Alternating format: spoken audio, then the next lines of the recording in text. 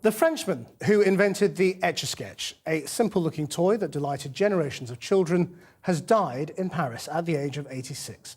Cassagnes came up with the idea by accident, creating a screen which allowed children to draw a picture, shake it out and start all over again.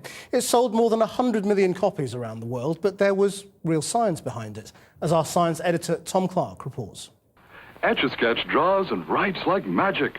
Turn the knobs and the lines go up and down and all around.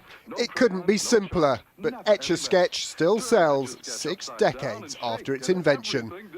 Electrical technician Cassagnes noticed in the 1950s marks could be left in statically charged aluminium powder stuck to transparent plastic. His prototype toy sold to a US manufacturer, and in 1960, Etch A Sketch was born. With just the twiddle of a knob, children could write or doodle whatever they liked and helpfully erase it instantly. My friend Gary next door, he had one, I didn't. So when I went round, that was one thing you want to play with. It's a little bit like, I suppose, graffiti in a way. You know, you could leave your mark, you could draw whatever you wanted to, but in the safety and the knowledge that you could, delete it if your mum came in or whatever. You know, it was an empty palette. The only limitation was your creativity and the dexterity of your fingers. Etch A Sketch is just a plastic box of aluminium powder that's scraped away from the screen by an internal movable stylus.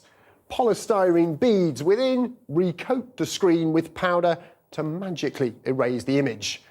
By the standards of today's tablet computers and video games, it's crude. But Etch A Sketch was arguably their progenitor, the first ever screen the children of the TV age could actually interact with.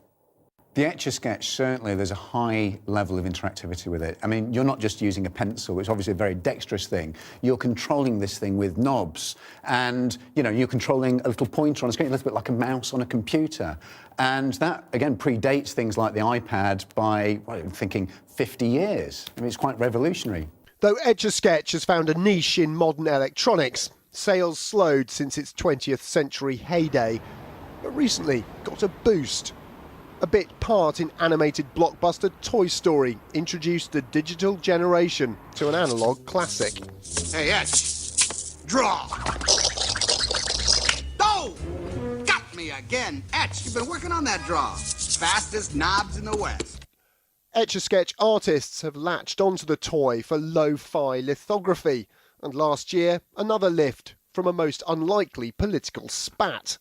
An Etch A Sketch analogy used by a campaign aide backfired spectacularly for US presidential hopeful Mitt Romney. The toy was in the headlines for days. Imagine, had Mitt Romney been around at the time we were drafting our Constitution, he'd have just shaken it and just shook it up after it was approved to rewrite it. Inventor Cassagnes went on to be a leading designer of kites in the 1980s. But it's the childhood memories of his Etch A Sketch that will be hardest to shake.